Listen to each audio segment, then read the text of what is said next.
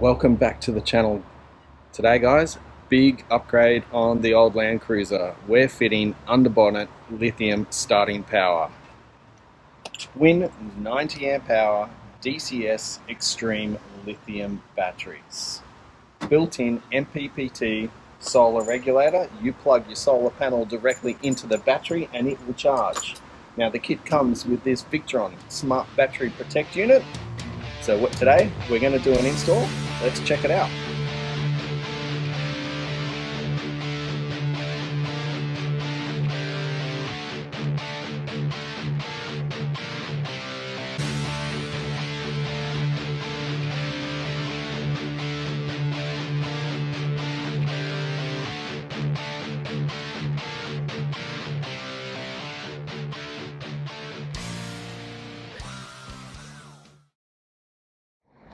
Alright, some tools I recommend for the job. Here we have a Stanley knife and wire strippers. Stanley knife is in particular very good for stripping the coverings off the heavy duty cables. We have some heavy duty crimpers. These ones have multiple dies that you can select for different thickness cable. We have some eyelets. These are both for M8s. This one obviously for the thicker gauge cable, this one for the smaller gauge cables. Choose a size that's suitable for yourself. A way to cut the cable, some side cutters. We have some heat shrink in various sizes. We have a way to cover the cables. This is that nylon netting that I used, or if you prefer, you can use the conduit. We have the cables itself. Again, I'm using 2 AWG and 6 AWG. And of course, an M8 bolt or two to allow for more things to be connected to the battery, a cigarette lighter, or a heat gun to melt the heat shrink onto the cable. Alright, when purchasing the kit, this is what you get directly from DCS. 2 lithium batteries, in my case 90 amp hours. You get a Victron Smart Battery Protect 65 and you get 4 of these brass poles. So you'll notice the batteries come with these M8 bolts to terminate your wires. What that means is they fit these style terminals. Now if your battery in the car has these style terminals and you're not up to re-terminating with the ring style, what you can do is you can connect these and then put your old clamps over the top. Now these still have the M8 option on top too. So if you want to connect a ring terminal, you still have that option on top. These little details I think are pretty tops. Alright guys, here is a top tip. The M8s that are supplied with the battery are 10mm. Now these are a little bit too short when you want to connect multiple ring terminals to your battery. My tip, before you do the install, go to your local hardware and get some M8s in 20mm and 25mm just to aid in the install and make life a little bit easier for yourselves. Now it's time to start thinking about battery cables and wiring the 2 batteries together. So these batteries are capable of pulling 200 amps. That means a continuous discharge of 200 amps. So potentially they could be pulling 200 amps between each other. Now you need suitable size battery cable that's going to be capable of pulling 200 amps. So what I've done is I've got 2 AWG wire or cable, and these are going to be used to join the batteries together. As you can see, it's about as thick as my finger. Now, when it comes time to choosing a suitable size cable, you need to refer to a chart. Now, this chart outlines distance versus amps.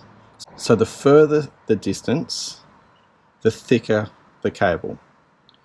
So what that means is my batteries are sitting right next to each other, so this size cable is suitable. But if you have a modern Land Cruiser where there's a battery on each side of the engine bay, you might need a thicker gauge cable. You might need to upgrade it to 1 AWG or 0. So that's how to join the batteries together.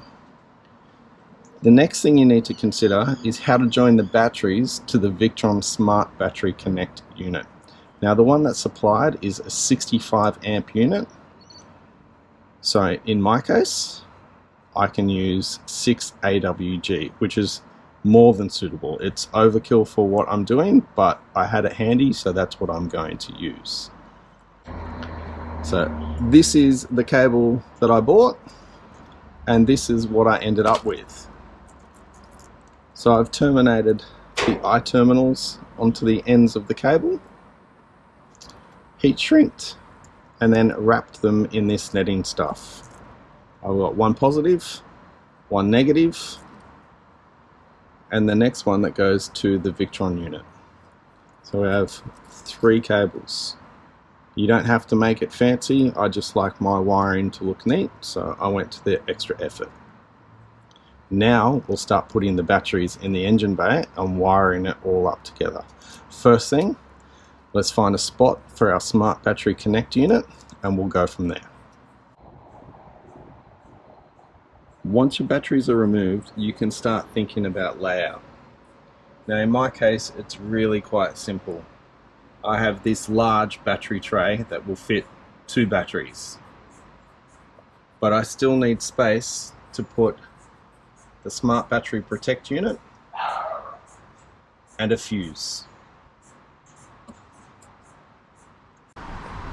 Alright guys, in my hand here is the Victron Smart Battery Protect unit. You'll notice on the left it says in and on the right it says out. Now that is a direction of current. Current comes in through the left and out through the right. This is important when you are choosing a spot to locate the Victron Smart Battery Protect unit. So keep that in mind. Okay. Now once you've chose a location for the Smart Battery Protect unit, you then need to think about a fuse, or in my case I'm going to use a 50 amp circuit breaker. Alright, now the other points of interest. This is a ground wire. This can connect either to the chassis or to the negative terminal on the battery. This one here, this little green one with the looped wire on top, I'll go more into that when we have the rest of the install complete. This is used for programming the Smart Battery Protect unit. So bear with me, I'll come back to this. Now, next to the Victron Smart Battery Protect unit, I have located a fuse or a circuit breaker. I've used a 50 amp waterproof circuit breaker. It's worth noting that the Victron Smart Battery Protect has an IP rating, so it is waterproof. So there is no worry about getting it wet. Alright, now we have our location for our circuit breaker and our Smart Battery Protect. We can start thinking about installing the batteries. Now, the beauty about these lithium batteries is the weight. Roughly about 10 kilos each.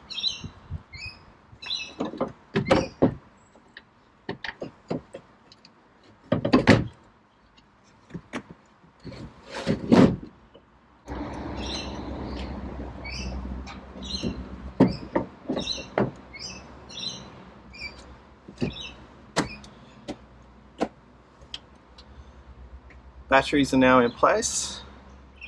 We'll tie them down. I've replaced my battery clamps with straps.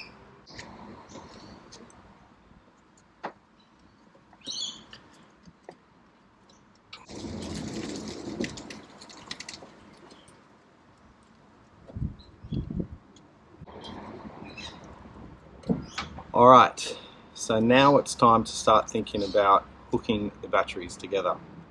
You will need to make new cables as discussed earlier. You do need to join the two batteries together. But when it comes to connecting the stuff that's already on the car, you can either cut off the old battery cables and connect the eyelets like I've done here, or you can use your own with those supplied poles. Alright, so first thing, we'll start connecting up the cables. So now I have hooked up my main negatives onto the main battery. It's time to join the negatives on both batteries together. Now this is your time to connect the Smart Battery Protect ground wire to the negative terminal on the battery, like so.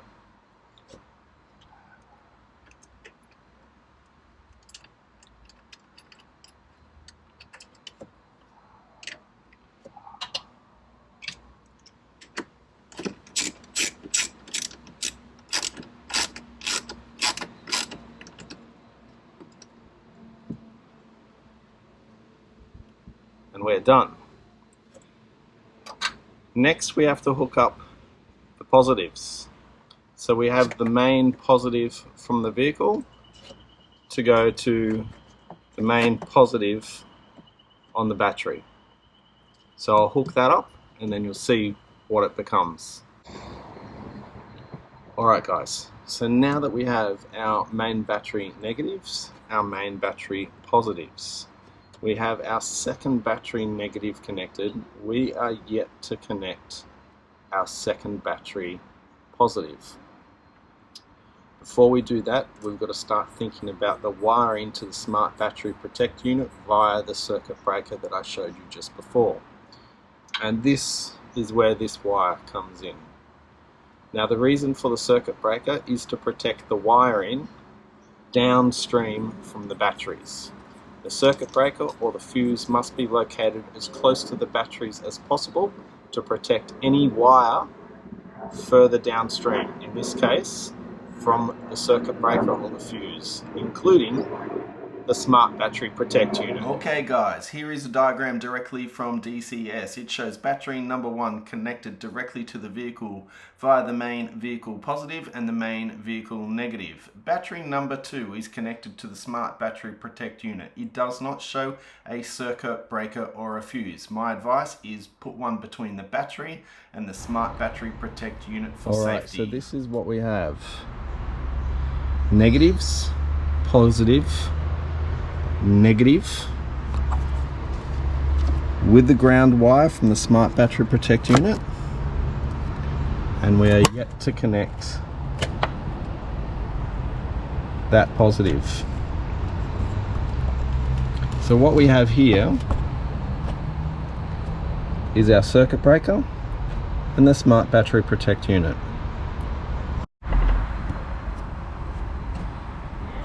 Alright, so here we have our circuit breaker. We'll take the little 10mm nut off.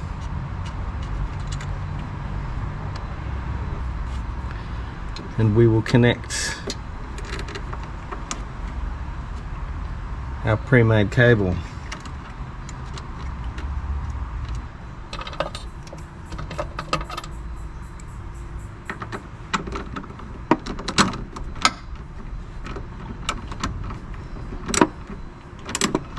Now it goes without saying to make sure it's well insulated from the body of the vehicle, otherwise you're going to end up in trouble.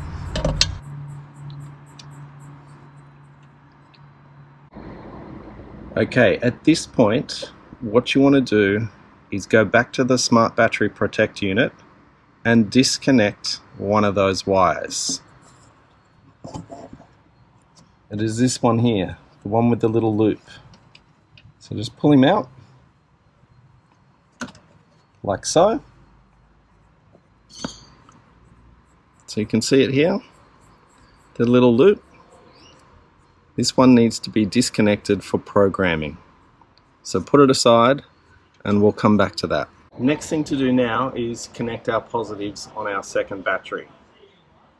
Alright, so I have a few different cables to connect. We've got the main battery cable, we have the positive cable down to the circuit breaker and then to the smart battery protect unit.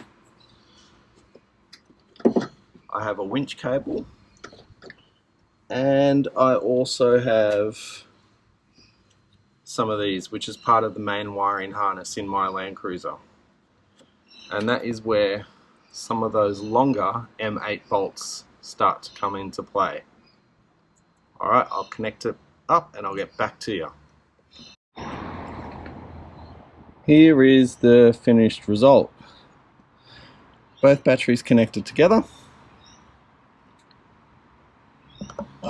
Now it's time to power up the smart battery protect unit. So flick the switch on the circuit breaker. You can see the battery protect unit start to light up. And from here, we program it using our phone. Once downloaded the Victron Smart Battery Connect app, you will see your battery protect unit highlighted above. Now click on it and it will start connecting, as you can see right here. Now this is showing we have 13.32 volts. Now if we go to the top right of the screen, the little cog button up there, press on that, you will see this screen then show up. Now we have 12 volt, and under user defined, once we press that, you will see a list of options. Now there's 9 preset settings. Number 1 is 10 volts and 11.5 volts. So what that means is the disconnect will happen at 10 volts and reconnect will happen at 11.5 volts. And you can see different values all the way down the list. Now this isn't suitable for us because we're using a lithium battery. So we must do a user defined. So what the guys at DCS recommend is shutdown to happen at 12.8 volts and reconnect at 13 volts. Now pressing the plus or minus buttons, you can change those values. Once done, hit the OK button and you're good to go. It is now stored. Very simple. Now for operation, choose normal. Alarm output, put buzzer LED. From what I understand is if it triggers a low voltage output, it will alarm via a buzzer or an LED. Now once we're done here, we get out of the screen by the X on the top left and you'll see this load output toggle. Now this is a remote way of turning on or off any component downstream of the Smart Battery Protect unit. So if you toggle it off, you'll see Smart Battery Protect unit will be disabled. Toggle it back on and you have power up anything downstream again. Now I could see this feature being extremely handy for a security system. Let's say you wanted to wire in your fuel pump or your ignition system. By flicking this switch, you could potentially disable it, making the vehicle much harder to steal. You can then connect back the green little switch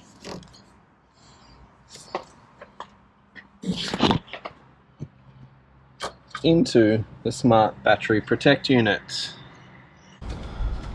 Alright, download the DCS app. Here it is. So you'll be presented with these 2 batteries here. Each battery has its own serial number and is listed. So up top we have state of charge, currently at 88%. Now it's worth noting when the batteries are shipped to you, they will be around 60%. That is standard. Don't be alarmed when your battery is shipped to you and it is not fully charged. That is the way they come.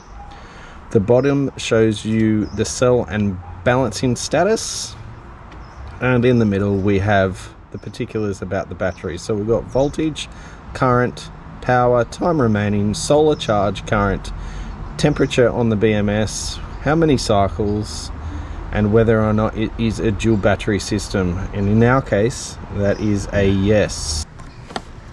On top of one of the batteries we have a little black plug. This is a built-in MPPT solar regulator. Basically that means you can connect a solar panel directly to the battery and it will charge through solar. Now the guys at DCS supply you with this cable. It's an Anderson plug. It connects into that port, and then you can plug your solar panel directly into the battery and charge it from the sun. That's pretty clever. Okay guys, with the Smart Battery Protect unit, if you have an inverter, you cannot connect any inverter larger than 500 watts through that Smart Battery Connect unit. Anything bigger must be connected directly to the batteries. If you need to connect a bigger inverter, you will then need to run either directly to the two batteries, or you can have a third battery somewhere else in the vehicle connected via a DC-DC charger, which can run that inverter. Now that you've completed all your wiring, there's only one thing left to do, and that's turn the key and hope that it starts.